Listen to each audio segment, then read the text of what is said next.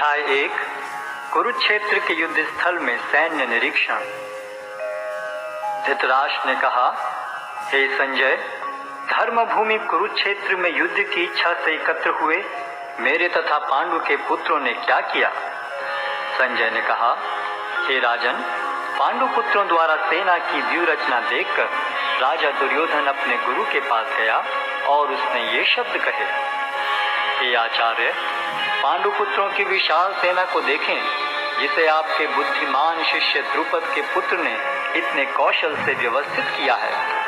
इस सेना में भीम तथा अर्जुन के समान युद्ध करने वाले अनेक वीर धनुर्धर हैं, यथा महारथी युयुधान, विराट तथा द्रुपद। इनके साथ ही धृष्टकेतु, चेकितान, काशीराज, पुरुजित, कुंतीभोज तथा शैब्य जैसे महान शक्तिशाली योद्धा भी हैं।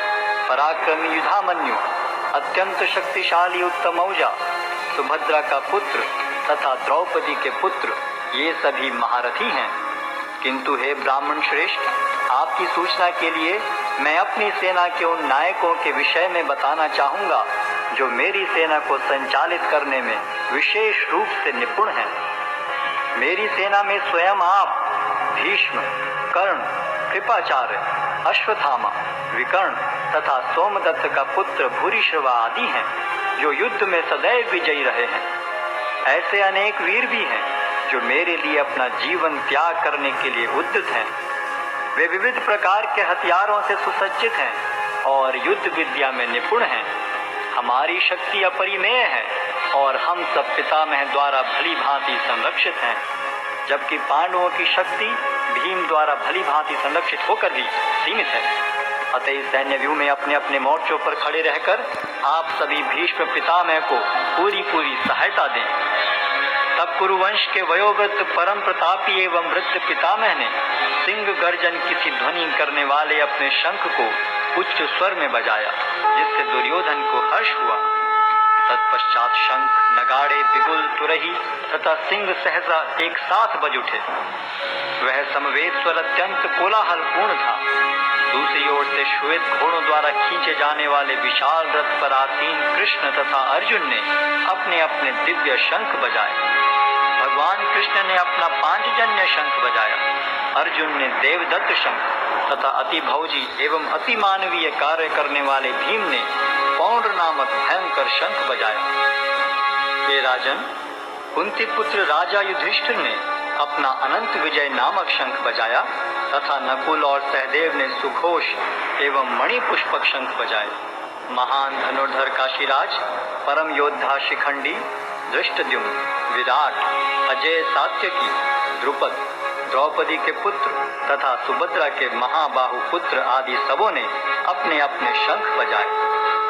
इन विभिन्न शंखों की ध्वनि कोलाहलपूर्ण बन गई, जो आकाश तथा पृथ्वी को शब्दायमान करती हुई धृतराष्ट्र के पुत्रों के हृदय को विदीर्ण करने लगी। उस समय हनुमान से अंकित ध्वजा लगे रथ पर आसीन पांडु पुत्र अर्जुन अपना धनुष उठाकर तीर चलाने के लिए उद्यत हुआ। हे राजन, धृतराष्ट्र के पुत्रों को व्यूह में खड़ा देखकर अर्जुन ने श्री कृष्ण से ये वचन कहे। अर्जुन ने कहा, हे अच्युत, कृपा करके मेरा रथ दोनों सेनाओं के बीच ले चलें, जिससे मैं यहाँ उपस्थित युद्ध की अभिलाषा रखने वालों को और शस्त्रों की इस महान परीक्षा में जिनसे मुझे संघर्ष करना है उन्हें देख सकूं। मुझे उन लोगों को देखने दीजिए जो यहाँ पर धृतराष्ट्र के दुर्बुद्धि पुत्र दुर्योधन को प्रसन्न करने की इच्छा से लड़ने के लिए आए हुए हैं। संजय ने कहा, हे भरतवंशी, अर्जुन द्वारा इस प्रकार संबोधित किए जाने पर भगवान कृष्ण ने दोनों दलों के बीच में उस उत्तम रथ को लाकर खड़ा कर दिया। भीष्म, द्रोण तथा विश्व भर के अन्य समस्त राजाओं के सामने भगवान ने कहा कि हे पार्थ, यहाँ पर एकत्र सारे कुरुओं को देखो। अर्जुन ने वहाँ पर दोनों पक्षों की सेनाओं के मध्य में अपने चाचा ताऊओं, पितामहों, गुरुओं, मामाओं, भाइयों, पुत्रों, पौत्रों, मित्रों, ससुरों और शुभ चिंतकों को भी देखा। जब कुंती पुत्र अर्जुन ने मित्रों तथा संबंधियों की इन विभिन्न श्रेणियों को देखा तो वह करुणा से अभिभूत हो गया और इस प्रकार बोला। अर्जुन ने कहा, हे कृष्ण, इस प्रकार युद्ध की इच्छा रखने वाले अपने मित्रों तथा संबंधियों को अपने समक्ष उपस्थित देखकर मेरे शरीर के अंग कांप रहे हैं और मेरा मुख सूखा जा रहा है। मेरा सारा शरीर कांप रहा है, मेरे रोंगटे खड़े हो रहे हैं, मेरा गांडी धनुष मेरे हाथ से सरक रहा है और मेरी त्वचा जल रही है। मैं यहाँ और अधिक खड़ा रहने में असमर्थ हूँ। मैं अपने को भूल रहा हूँ और मेरा सिर चकरा रहा है। हे कृष्ण, मुझे तो केवल अमंगल के कारण दिख रहे हैं। हे कृष्ण, इस युद्ध में अपने ही स्वजनों का वध करने से न तो मुझे कोई अच्छाई दिखती है और न मैं उससे किसी प्रकार की विजय, राज्य या सुख की इच्छा रखता हूँ।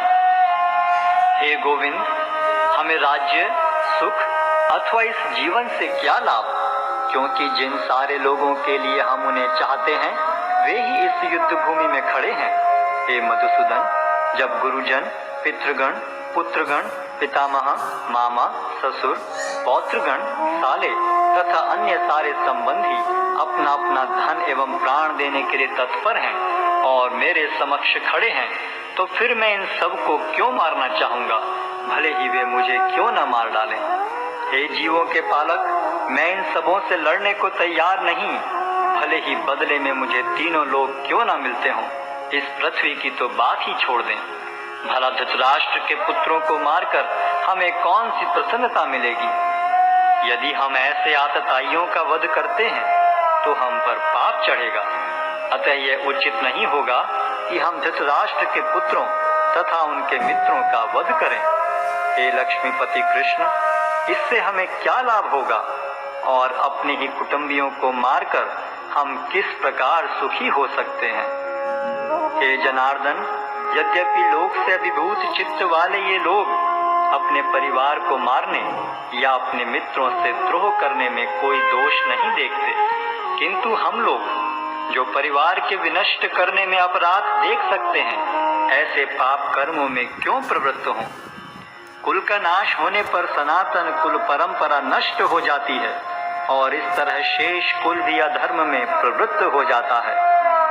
हे कृष्ण, जब कुल में अधर्म प्रमुख हो जाता है तो कुल की स्त्रियां दूषित हो जाती हैं और स्त्रीत्व के पतन से हे वृष्णिवंशी अवांछित संतानें उत्पन्न होती हैं।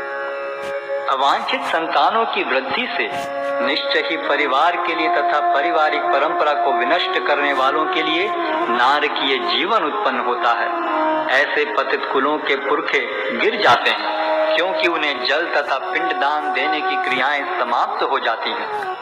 जो लोग कुल परंपरा को विनष्ट करते हैं और इस तरह अवांछित संतानों को जन्म देते हैं, उनके दुष्कर्मों से समस्त प्रकार की सामुदायिक योजनाएं तथा पारिवारिक कल्याण कार्य विनष्ट हो जाते हैं। ये प्रजापालक कृष्ण, मैंने गुरु परंपरा से सुना है कि जो लोग कुल धर्म का विनाश करते हैं वे सदैव नरक में वास करते हैं। ओह, कितने आश्चर्य की बात है कि हम सब जघन्य पाप कर्म करने के लिए उद्यत हो रहे हैं। राज्य सुख भोगने की इच्छा से प्रेरित होकर हम अपने ही संबंधियों को मारने पर तुले हैं। यदि शस्त्रधारी धृतराष्ट्र के पुत्र मुझ निहत्थे तथा रणभूमि में प्रतिरोध न करने वाले को मारें तो यह मेरे लिए श्रेयस्कर होगा। संजय ने कहा। युद्ध भूमि में इस प्रकार कहकर अर्जुन ने अपना धनुष तथा बाण एक ओर रख दिया और शोक संतप्त चित्त से रथ के आसन पर बैठ गया।